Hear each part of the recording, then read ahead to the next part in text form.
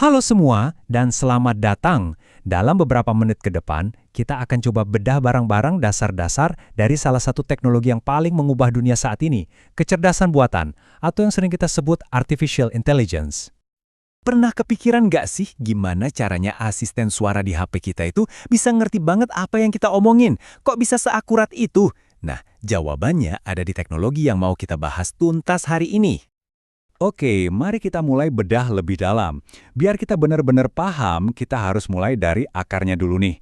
Sebenarnya apa sih kecerdasan buatan itu? Jadi, apa itu AI? Gampangnya gini, ini tuh ilmu buat ngajarin mesin supaya bisa meniru cara manusia berpikir dan bertindak cerdas. Ada dua kata kunci penting di sini, meniru dan belajar. Jadi ini bukan sekedar program yang kaku, tapi sistem yang bisa beradaptasi dan jadi lebih pinter seiring waktu. Oke, definisinya mungkin kedengaran agak teknis ya. Yuk kita lihat contohnya di dunia nyata biar lagi kebayang. Dan cakupan AI ini luas banget loh.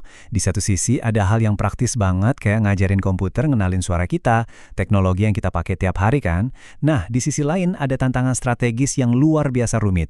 Misalnya ngajarin komputer buat jadi jago main Go, sebuah permainan yang jumlah kemungkinan langkahnya itu lebih banyak dari jumlah atom di alam semesta. Gila kan? Nah, dua-duanya ini adalah contoh kekuatan AI. Nah, penting banget buat diingat kalau AI itu bukan cuma satu jenis aja. Ini adalah sebuah bidang yang super luas. Jadi yuk kita kenalan sama 3 spesialisasi utama yang lagi ngetren banget sekarang. Kita akan bahas mulai dari fondasinya, yaitu Machine Learning atau ML, terus lanjut ke yang jago soal bahasa, yaitu Large Language Models atau LLM, dan terakhir yang paling kreatif, Generative AI atau Gen AI. Mari kita kupas satu persatu. Pertama, Machine Learning. Anggap aja ini fondasinya AI. Jadi, daripada kita kasih perintah satu persatu ke komputer, kita kasih makan aja dia data yang super banyak, terus kita biarin dia nemuin polanya sendiri. Ini nih alasan kenapa rekomendasi lagu di Spotify atau film di Netflix bisa pas banget sama selera kita. Sistemnya udah belajar dari kebiasaan kita. Berikutnya ada Large Language Models atau LLM. Nah, kalau yang ini dia spesialisasinya di bahasa. Model-model ini dilatih pakai teks dalam jumlah yang nggak kebayang banyaknya. Buku, artikel, website. Makanya mereka jadi jago banget buat ngerti, ngerangkum, dan bahkan bikin tulisan yang rasanya ya manusiawi banget. Dan yang terakhir ada Generative AI. Ini nih sisi kreatifnya dari AI. Berdasarkan semua data yang udah dia pelajari, Gen AI ini bukan cuma ngerti, tapi bisa menciptakan sesuatu yang benar-benar baru. Bisa itu gambar dari deskripsi teks, komposisi musik, atau bahkan kode program.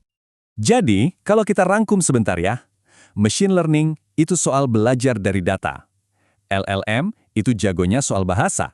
Dan generative AI itu tugasnya menciptakan sesuatu yang baru. Walaupun ketiganya saling berhubungan, di mana LLM dan Gen AI itu dibangun di atas prinsip machine learning, masing-masing punya fungsi inti yang unik. Oke, kita udah lihat definisinya, udah kenalan sama jenis-jenisnya. Terus, apa kesimpulan penting yang bisa kita ambil dari semua ini? Nah, ini dia poin kuncinya. AI itu bukan satu otak super tunggal. Lebih baik, coba bayangkan AI itu kayak sebuah kotak perkakas canggih. Setiap alat di dalamnya dirancang buat tugas spesifik. Ada yang buat belajar pola, ada yang buat ngerti bahasa, dan ada yang buat berkreasi. Paham perbedaan ini penting banget buat kita bisa ngikutin perkembangan dunia saat ini. Ini semua akhirnya membawa kita ke satu pertanyaan besar. Seiring mesin jadi makin pinter, makin jago belajar dan berkreasi, ini maksa kita buat mikir, terus peran kita selanjutnya apa? Apa yang tersisa buat kita? Nah, ini pertanyaan yang menarik buat kita renungkan sama-sama. Terima kasih sudah menyimak.